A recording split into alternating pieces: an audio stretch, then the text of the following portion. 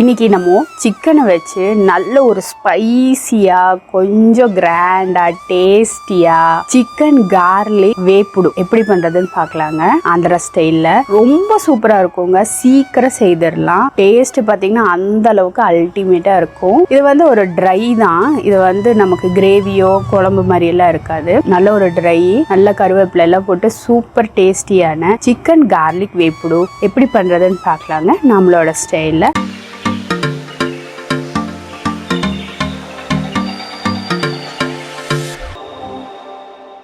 இங்கே நம்ம chicken piece பார்த்தீங்கன்னா ஒரு 1/2 கிலோ அளவுக்கு எடுத்திருக்கோம். இதை நல்லா கழுவி க்ளீன் பண்ணி வச்சிருக்கோங்க. இந்த ரெசிபிக்கு நமக்கு கொஞ்சம் போனோட இருந்தால் நல்லா இருக்கும். போன்லெஸ்லேயே செய்தாலும் நல்லா தான் இருக்கும். இருந்தாலும் கொஞ்சம் லைட்டாக போன் இருக்கிற மாதிரி பார்த்துக்கோங்க. நம்ம பார்த்தீங்கன்னா மஞ்சள் போட்டு தான் கழுவி இருக்கோம். அது பார்த்தீங்கன்னா கோழி ஆல்ரெடி மஞ்சேன்னு இருக்கு. அதனால கொஞ்சம் ஒரு சிட்டிக்கு அளவுக்கு மட்டும் மஞ்சள் தூள் சேர்த்துக்கலாம். அப்புறம் நமக்கு வந்து ரொம்ப எல்லோ டிண்டான மாதிரி இருக்கும், நல்லா இருக்காது. மஞ்சள் பொடி வாசம் அதிகமாக இருக்கிற மாதிரி இருக்கும். ஒரு சின்ன சிட்டிக்கு அளவுக்கு போட்ட போதும். அடுத்ததா வத்தல் பொடி பார்த்தீங்கன்னா ஒரு 1.5 டீஸ்பூன் அளவுக்கு சேர்த்திடலாம்.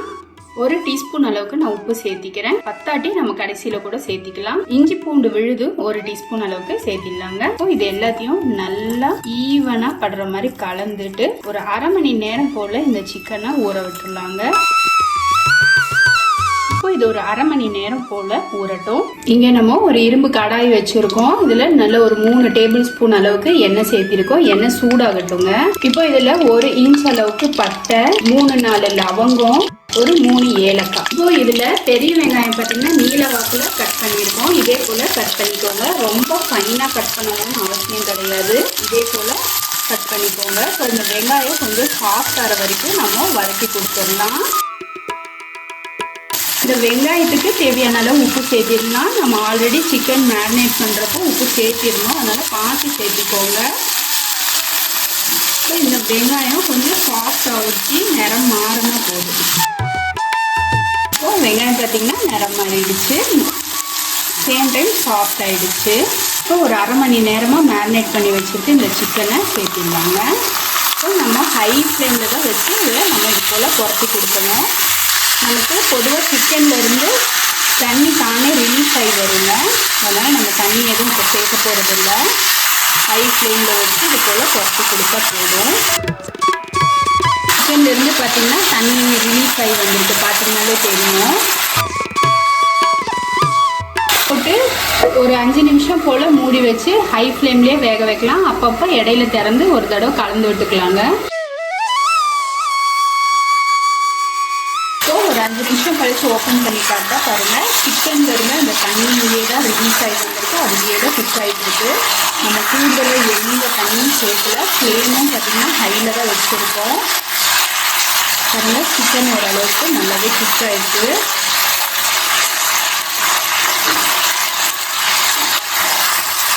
இந்த தண்ணியெல்லாம் நல்லா சுண்டு வரைக்கும். ஸோ நம்ம ஃப்ளேமை மீடியம்க்கு மாற்றிடலாம். நல்லா கலந்து வைக்கலாங்க ஒரு தடவை. ஸோ இதில் விதை இல்லாமல் ஒரு 3 பச்சை மிளகாய் சேர்த்திடலாம். ஒரு 20 பல் அளவுக்கு பூண்டு தோலோட தான் இடித்து வச்சுருக்கோம், அதுவும் இதோட சேர்த்திடலாங்க.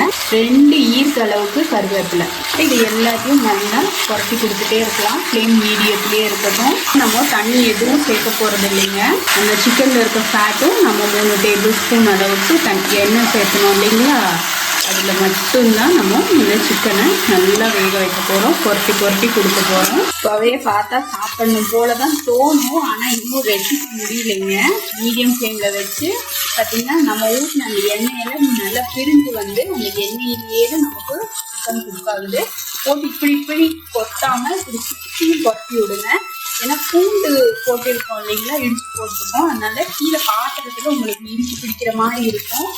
அதனால் ஃப்ளேமில் மட்டும் மீடியமில் வச்சுட்டு இது போல் பாத்திரத்தில் இருக்க கீழே கரை பிடிக்காமல் இந்த மாதிரி குறைச்சி கொடுத்துட்டே இருங்க.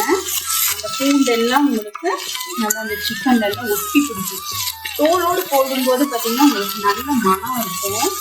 இதில் நம்ம தண்ணியும் எதுவும் சேர்க்க கிடையாது. பார்த்திங்கன்னா அந்த சிக்கனில் இருக்கிற தண்ணியில் மட்டுமே தான் அதை வெந்துச்சு. சப்போஸ் நீங்கள் தண்ணி சேர்த்தீங்கன்னா தண்ணி வந்து சுண்டுறதுக்கு டைம் ஆகிடும். அதுக்கப்புறம் இது போல் ரோஸ்ட் ஆகும்போது உங்களுக்கு சிக்கன் வந்து உங்களுக்கு எப்படி சொல்றது, ரொம்ப ஹார்டா இருக்கிற மாதிரி இருக்கும். பொதுவாக சிக்கன் வந்து சீக்கிரமாவே குக் ஆகக்கூடியது, ரொம்ப நேரம்லாம் வேக வைக்கக்கூடாது. நாட்டுக்கோழி கேட்டிங்கன்னா அது குக் ஆகிறதுக்கு ரொம்ப நேரம் பிடிக்கும்.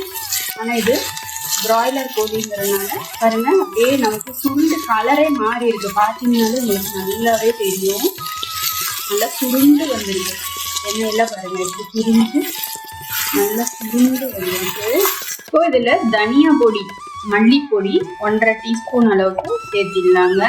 சீரகத்தூள் பார்த்தீங்கன்னா ஒரு 1/2 டீஸ்பூன் அளவுக்கு சேர்த்திடலாம். இப்போ மிளகா பொடி பார்த்தீங்கன்னா ஒரு 2 டீஸ்பூன் அளவுக்கு நான் சேர்த்திக்கிறேன். நான் இங்கே காஷ்மீரி மிளகாத்தூள் தான் சேர்க்குறேன். உங்களோட காரத்துக்கு ஏற்றாற்போல சேர்த்துக்கோங்க. இது கொஞ்சம் உரப்பா இருந்துச்சுன்னா நல்லா இருக்கும். சிக்கன் மசாலா தூள் இருந்ததுன்னா அது ஒரு டீஸ்பூன் அளவுக்கு சேர்த்திக்கோங்க. அப்படி இல்லாட்டி கரம் மசாலா இருந்தால் ஒரு 1/2 டீஸ்பூன் போல சேர்த்திக்கோங்க. இப்போ இதை நல்லா மேலேயும் கீழேயுமா இது போல திருப்பி விட்டுடலாம்.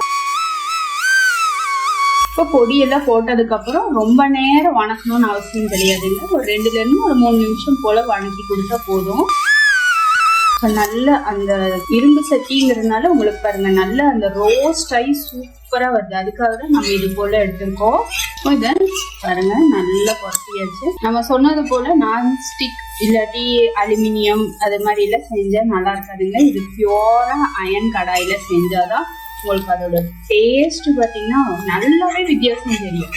நீங்கள் நார்மலாக இந்த நான்ஸ்டிக்ல எல்லாம் செய்கிறத விட அயரன்ல அயன் கடாயில் பண்ணி பாருங்க. காஸ்டிக் அயன் சொல்லிட்டு இப்போ ஃபேமஸ் ஆகிட்டு இருக்கு இல்லைங்களா. இந்த மாதிரி சின்னதாக ஒன்று என்கிட்ட இது ஒரே ஒரு கடாய் தான் இருக்குங்க. நீங்கள் நம்மளாலும் சரி பாருங்க நல்லா அப்படியே புரட்டி அந்த மசாலா பொடியெல்லாம் பாருங்க சிக்கன்ல நல்லா ஒட்டி கோட்டாகி பாருங்க இப்படி இருக்கு. இதுல இன்னும் கூட டேஸ்ட் உங்களுக்கு வேணும்னா நீங்க குருமிளகு தூள் சேர்க்கறதா இருந்தா சேர்த்திக்கலாம். உங்களுக்கு இந்த காரமே போதும்னா நீங்க இந்த காரத்தோடய நிறுத்திக்கலாம். பொதுவாகவே நான்வெஜ் எல்லாமே இது போல அயன்ல இல்ல மண்பாண்டத்துல செய்யும்போது ரொம்ப சூப்பரா இருக்கும். இது ரொம்ப குயிக்கா செய்திடலாம். பாக்குறதுக்கு என்னமோ ஸ்டெப்ஸ் ரொம்ப பெருசா இருக்கிற மாதிரி இருக்கும். ஆனா பாத்தீங்கன்னா ஒரு 15 நிமிஷத்துலயே இது சீக்கிரமா செஞ்சிடலாம். இப்போ நம்ம இங்க ஒரு சின்னதா ஒரு தாளிப்பு கரண்டி வச்சிருக்கோம். இதுல ஒரு 1 டேபிள் ஸ்பூன் அளவுக்கு நெய் சேர்த்திக்கலாம். இப்போ நெய் பாத்தீங்கன்னா சூடாயிடுச்சு. இப்போ இதுல முந்திரியை சேர்த்திடலாங்க. எந்த அளவுக்கு முந்திரி இருக்குமோ அந்த அளவுக்கு சேர்த்திக்கோங்க. இப்போ இந்த முந்திரி லைட்டா கோல்ட் ஆகட்டும். ஏமா ஆஃப் பண்ணிடுறேங்க. இந்த சூட்லயே இந்த முந்திரி வந்து உங்களுக்கு வறுபட்டும். ரொம்ப சூடேறிச்சுன்னா கருத்த மாதிரி ஆயிடும், அது நமக்கு நல்லா இருக்காது. இதை எடுத்துடலாம். இப்போ நம்ம வறுத்து இந்த முந்திரியை சேர்த்திடலாங்க. இதை கலந்து விட்டுடலாங்க. கொத்தமல்லி தழை நான் போய் கேட்டேன், கடையில் தீர்ந்துடுச்சு, நீங்கள் லேட்டாக வந்துட்டீங்கன்னு சொல்லிட்டாங்க. சப்போஸ் உங்களுக்கு கொத்தமல்லி தழை கிடச்சதுன்னா மறக்காமல் மேலே தூவிடுங்க. ரொம்ப சூப்பரான டேஸ்டியான கார்லிக் சிக்கன் வேப்புடு நம்மளோட ஸ்டைலில் ரெடி ஆயிடுச்சு. அப்படியே சூடான சாதத்தில் போட்டு பிசைஞ்சு சாப்பிட்டாலும் சரி, இல்லை நல்ல ஒரு பிரியாணிக்கோ ரச சாதத்துக்கோ சைட் டிஷ்ஷாக வச்சு சாப்பிட்டாலும் சரிங்க.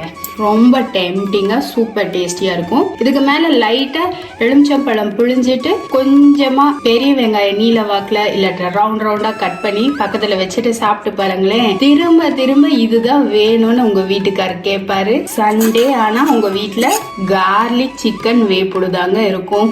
அந்த அளவுக்கு டேஸ்டியான சிக்கன் வேப்புடு நம்ம தயார் பண்ணியிருக்கோம். சேம் டைம் நீங்க செய்து பார்த்துட்டு ஃபீட்பேக்கை கமெண்ட் செக்ஷன்ல போஸ்ட் பண்ணவும் மறந்துடாதீங்க. உங்களோட கமெண்ட்ஸ் படிக்கிறதுக்கு நாங்க ஆவலா இருக்கோம். ஏதாவது தவறு இருந்தா அதை திருத்திக்கவும் ஆவலா இருக்கோம். இது வரைக்கும் வீடியோவை பொறுமையா பார்த்ததுக்கு ரொம்ப ரொம்ப நன்றி ஃப்ரெண்ட்ஸ். தேங்க்யூ.